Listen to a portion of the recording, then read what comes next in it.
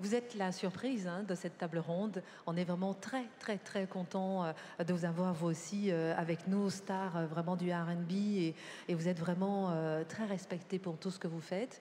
Mais vous avez lancé un formidable projet qui moi, lorsque je l'ai découvert, m'a vraiment saisi parce que on a parlé là pendant tout ce forum du manque d'électricité. Elle vient de le dire encore, Obama, ce manque d'électricité. Et vous avez lancé un projet d'électrification en Afrique.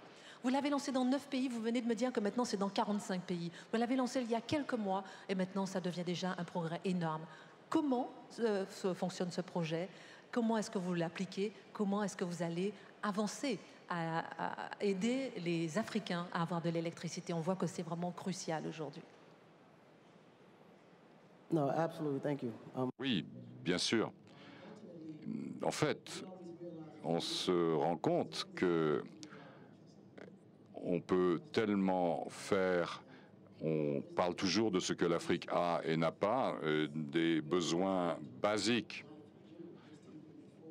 Il faut simplement aller de l'avant, vers le futur.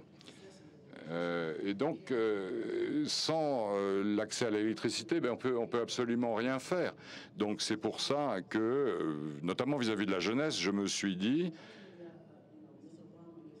Miss Obama a dit quelque chose qui est extraordinaire.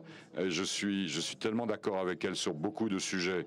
Les jeunes Africains, on leur a appris à respecter les anciens. Ils peuvent avoir leur opinion, mais ils osent pas la mettre en avant parce qu'ils peuvent pas le faire à la table des adultes. Donc ils gardent leurs idées et leurs innovations pour eux-mêmes. Ils pourraient en parler aux anciens, mais ils osent pas. Et les anciens eux-mêmes voudraient avoir une communication plus ouverte avec leurs gouvernants, avec la jeunesse. Donc, de telle façon, si on veut pouvoir avancer, et si on veut pouvoir faire travailler ensemble ces générations, je me rends compte qu'on n'y arrive pas encore vraiment pour l'instant.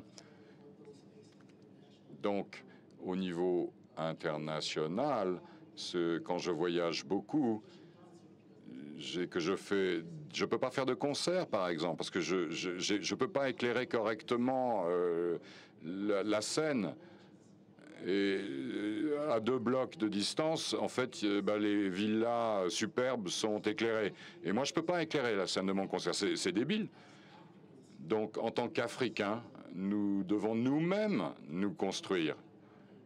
C'est très bien de se faire aider par l'étranger, mais en fait, il faut qu'on se rende compte que tout ce qu'on fait, nous, en Afrique, va affecter tout ce qui se passe dans les autres pays. Donc, comment est-ce que nous voulons faire pour créer des emplois? Comment nous voulons faire? Comment nous voulons construire notre propre futur? Ça rejoint un peu effectivement ce que disait Obama. Je suis fatiguée de voir l'Afrique dans la pauvreté. Vous dites aussi que c'est le début d'une nouvelle génération de la jeunesse africaine qui prendra sa vie en main. Et vous êtes fatiguée de la pauvreté en Afrique? No, absolutely. You know, very exhausted. And the Oui, j'en ai vraiment marre. On peut l'identifier de plusieurs manières.